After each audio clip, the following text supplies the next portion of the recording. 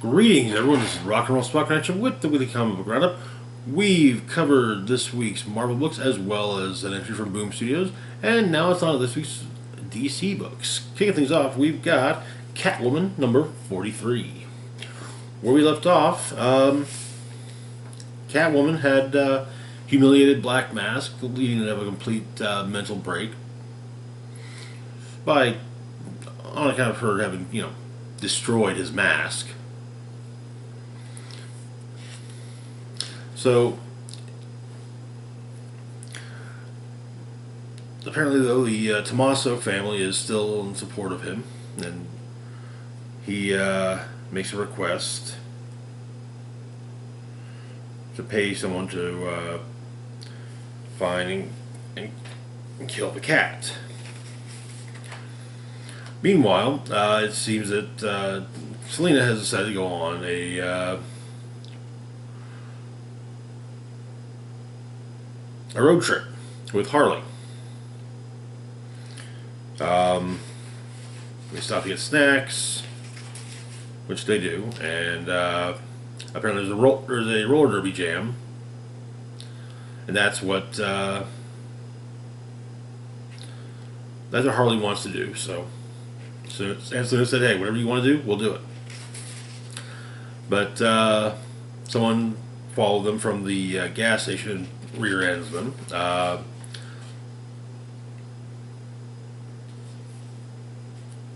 But Selina's got some caltrops which she drops on the road to take out the guy's tires, and the two of them pop into a motel. And so Harley and Ivy pop into a motel, which Harley's quite keen on. She gets to play with the ice machine for a little bit.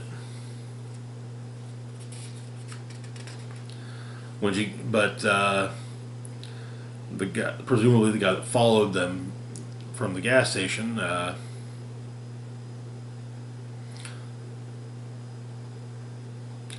managed to survive his wreck and follow him to the motel.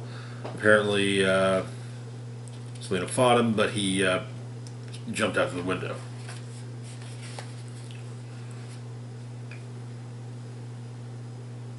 The next morning at the roller derby, Harley manages to get Selina onto the team.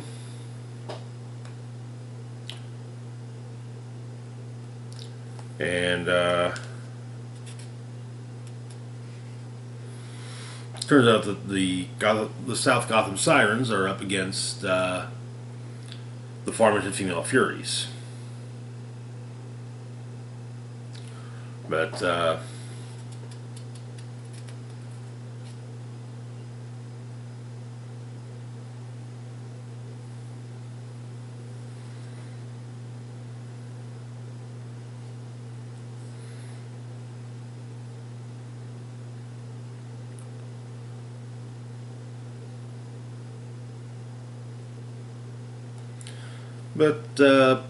Selina gets joins the team briefly as their jammer, with Harley rejoining as their pivot. The match begins, and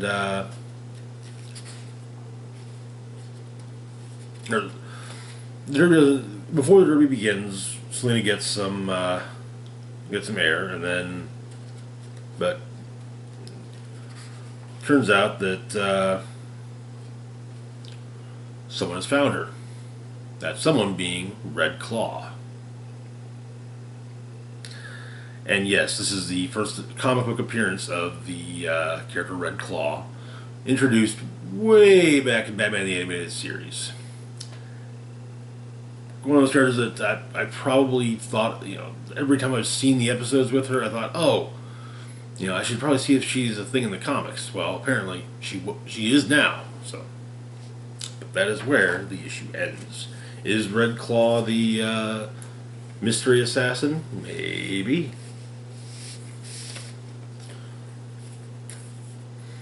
But I think this is going to make for a neat little story. I find it amusing that the first character to kind of make the leap from the Batman animated series to the comics an issue with another character making that same leap. So, anyway, moving on to our next book, we've got Nightwing number 92. Where we left off, there was a bit of a price on Dick Grayson's head, courtesy of Blockbuster. Mainly because Grayson's trying to make Gotham a better place, or Bloodhaven a better place. So we open with a flashback during a blackout in Gotham City. Back when Dick was Robin, but a bunch of a mob of around 30 people attacked a shopkeeper, while Batman and Batgirl were both trying to get Dick to not get involved. Well, Dick couldn't do that, and Dick got beat up pretty bad. However, Bab showed up to save him, and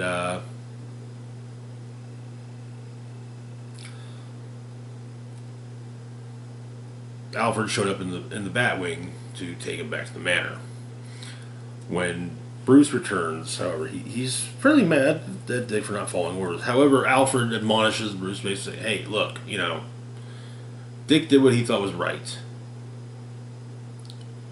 So if you don't turn your,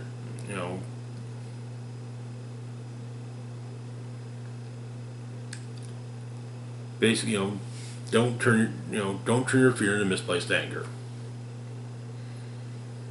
But Bruce goes in to talk to Dick, and kind of, tells him, basically, you can't save everyone. And Dick, broken arm, bruised and battered, says, I can try. In the present, the Penguin Foundation's Haven is opening. Dick is there. Also in attendance, Barbara as his date, and Bruce Wayne.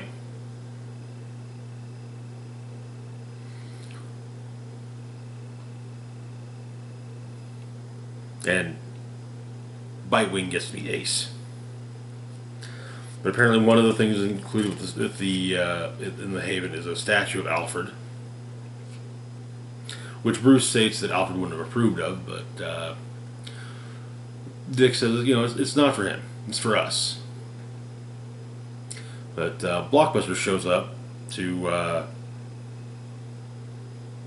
totally not threaten Dick Grayson.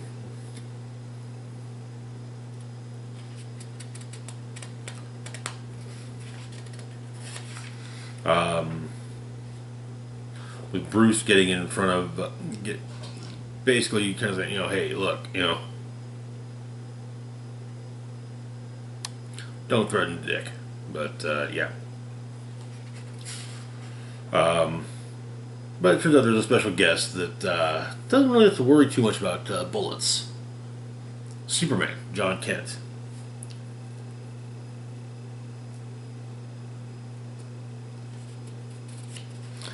That night, Haven is attacked by a bunch of masked thugs. Nightwing, the cameras around it all seem to go dark. Nightwing watches and then leaps into the fray, and Peace Man also removes their masks, even though the city surveillance cameras are taken down. However, Oracle's cameras are not. But the group informs Blockbuster that what happened, and Blockbuster, it's like, there's no way it can be pointed to me, right? But something's going on outside his office, and we get the return of Heartless, who has a proposition concerning Dick Grayson for Roland, and that is where the issue ends. I know I keep gushing on this book, but it's honestly just so damn good.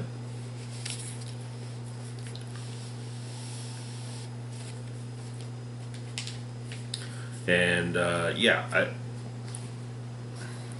I get the feeling a lot of this is going to culminate in 8 months with Nightwing number 100, but I guess we'll see. Anyway, moving on to our next book, we've got Shadow Warzone. And first off, I just want to say I love, absolutely love this homage cover to Uncanny X-Men number 141. And the little things too, like where the Comics Code approval stamp would be back then. Instead it says, approved by the authority of the Distinguished Competition, which was a nickname Marvel had for DC. And I think that some editors still use that term. But yeah, it's a fun little thing, you know. So this one shot. It's a handful of stories that are tangentially connected to Shadow Warzone. Our first one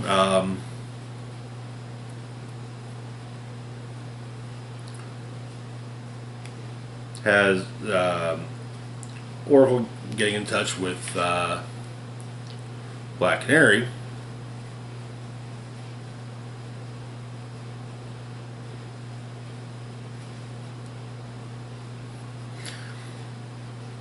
Let her know, hey, you know, Talia sent assassins after all of Slade's, you know, any known associates, which would include her after the first few issues of Deathstroke Incorporated.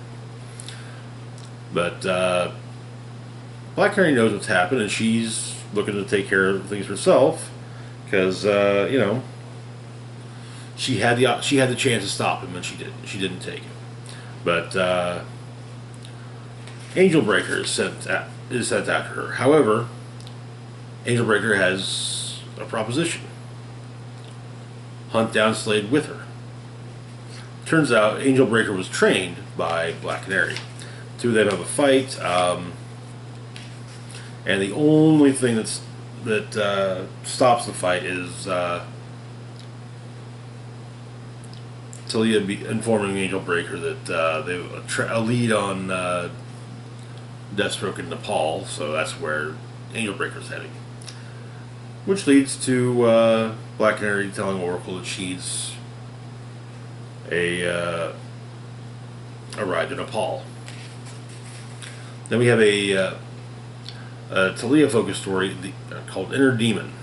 So apparently, Raish often preferred to have his daughter be the first thing he would see after rising from the Lazarus pit.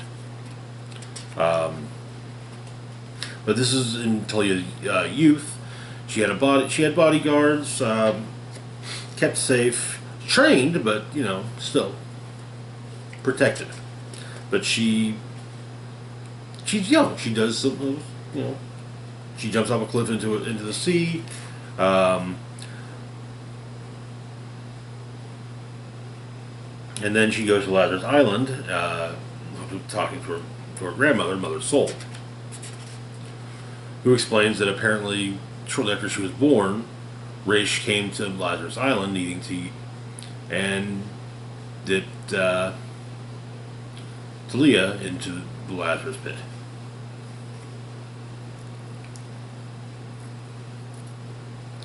But Talia gazed into the pit and sees a demon within, and well, Mother Soul informs her that, you know, the demon's head, the daughter of the demon, those aren't just fancy titles. Next up, we've got Panic Room, featuring Clown Hunter and Ghostmaker.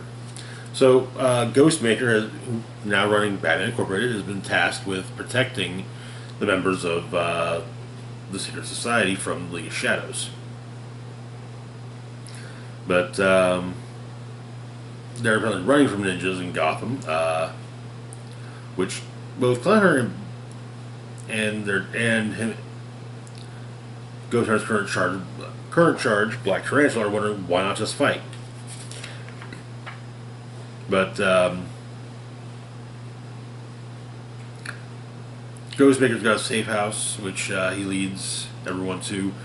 Safe house includes a Panic Room, which Ghostmaker himself goes into and shuts the door while Black Tarantula and Clown Hunter deal with the ninjas. It's a test for Clown Hunter, basically. Kind of a, you know, yeah, he's had training, but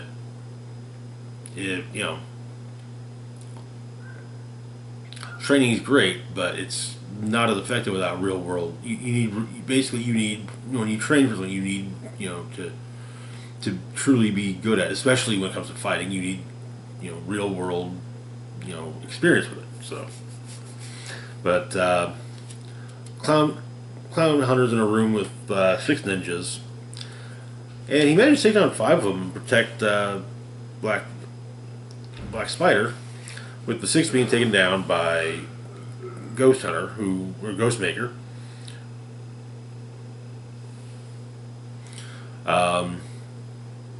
But he at least tells Ghost he did a good job.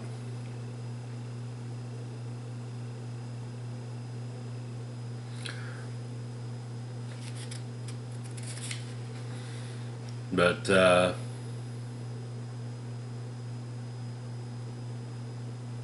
apparently the rest of Batman Incorporated needs Ghostmaker's help, and so he leaves Black Spider in the care of Clown Hunter.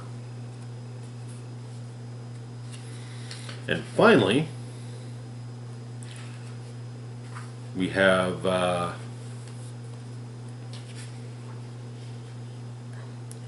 ninjas at the arcade, which largely focuses on Harley Quinn. So we found Harley was part of one of the versions of the Secret Society once upon a time that included Deathstroke. The way she puts it is that she was a part of the Secret Society for 5 minutes. Never, barely even did any cool evil crimes with them.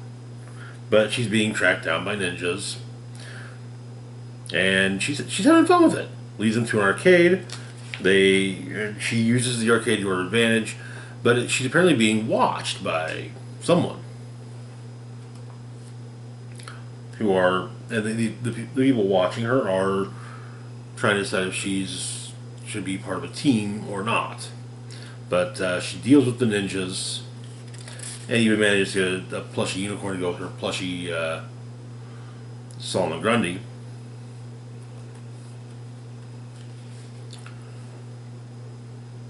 And we find out that she's being watched by none other than Luke Fox and Lashina. And apparently Harley's not the only one being watched. But they're considering her for a team. Luke Fox's thoughts are that,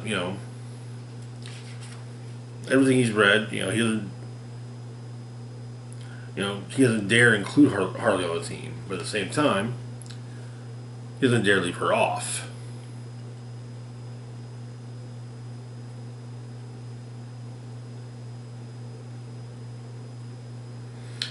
And so, but finally, Luke asks Lashina's opinion. Lashina's thoughts are that the more the merrier, and it's been too long since she's seen Harley. And that is where the issue ends. This was what has me most intrigued is that the Harley, Lashina, Luke Fox story. Seeing where that's going. After all, after Darkseid's apparent death and Justice League Incarnate, Orion, generally speaking a hero, is now the ruler of Apocalypse. So perhaps it's something for that's actually getting quote unquote bad people to do a good thing type of thing. Perhaps a more universally galactic-minded Suicide Squad. Moving on to our next book, though, we've got Batman the Knight, number 5. Where we left off, Batman had left had just left one of his senseis, Master Shrigi, with a fellow student in tow. And Bruce and Anton are now in Russia. They've been arrested. They're constantly being questioned. And they don't break. But the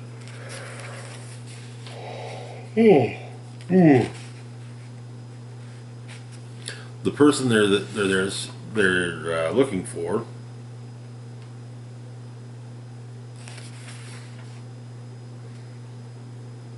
is one Avery Oblonsky. So there's a breakout, and Bruce and Anton manage to get out, where it turns out that the person who had been questioning them all these days was also, in fact, Oblonsky, a master of disguise. And so, but she was among those on Henry Ducard's list, so that's why Bruce sought her out. And she's teaching them how to. She's going to teach the two of them how to, well, about disguise and hiding, basically subterfuge.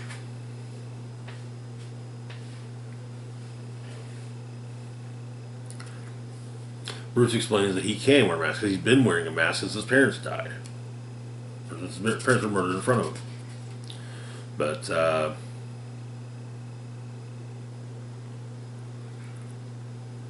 Avery gives Bruce and Anton the task of securing the release of two Americans who've been arrested for possession of marijuana. Anton manages to do so and bribes the officer to make it happen. Next, they have a gala to go to at the American Embassy. It's explained that a consular officer recently sent a book from a disgruntled SVR agent filled with the locations of international Russian safe houses. So Bruce and Anton go in. Bruce tries to lay on the charm, but the person he's trying to lay on the charm with turns out, well, married.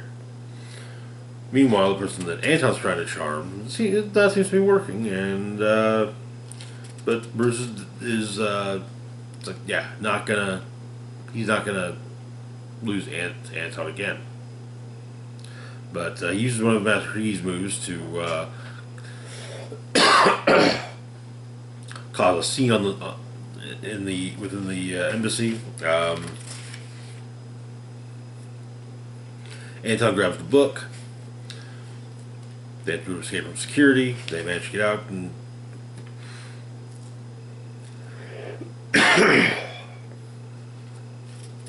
Bruce manages to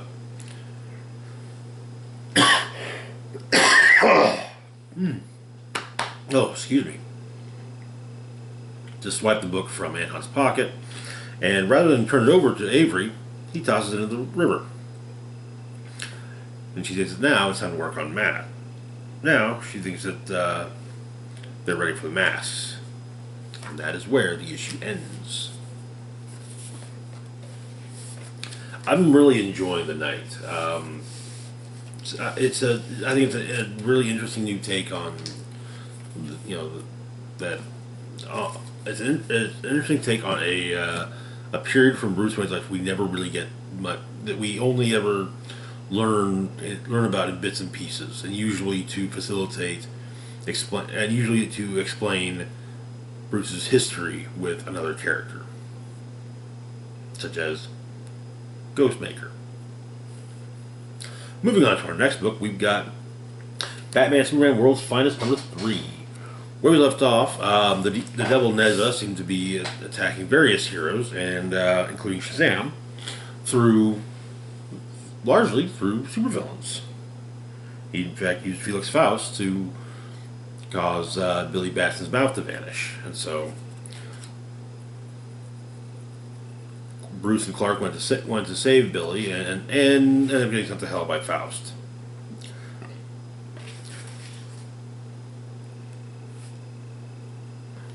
But Superman realizes that it's all an illusion.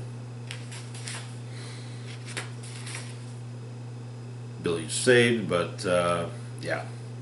Meanwhile, the Doom Patrol show up at Mont Blanc, Switzerland, to speak with General Immortus, but it turns out that Immortus has dementia and doesn't even remember them. Then we got Robin and Supergirl in China in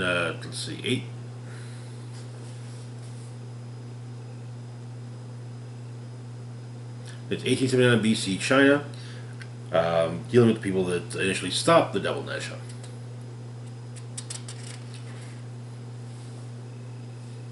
And they kind of walk into a fight. But Robin's able to talk them down, and turns out that a crypt was made. 3 generations of magic were poured into it. But while they lured the Devil Ninja into the crypt, it seems something may have gone wrong. Meanwhile, Batman and Superman are on their way to Central City to find Wonder Woman and Flash. And while Flash is doing laps around the city just to keep the perimeter clear, Mirror Master shows up and causes him to go through the wrong mirror. Batman finds Wonder Woman, who's been turned back into clay by Dr. Alchemy.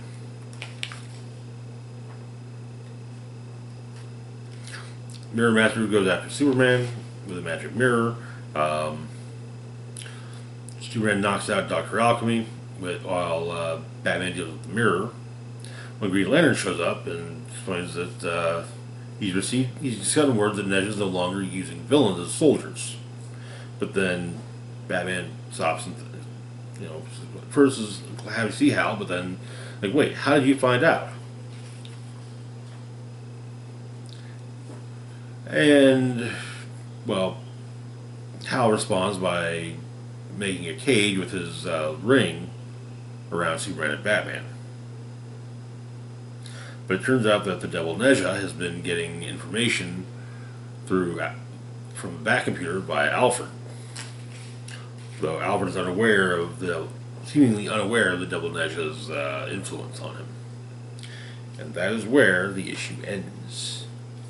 I am enjoying this miniseries. I really am. It's one thing I found interesting is that while the first 2 issues featured variant cover artwork by artists who have illustrated iconic stories for both Batman and Superman, or at least drawn some iconic shots of them.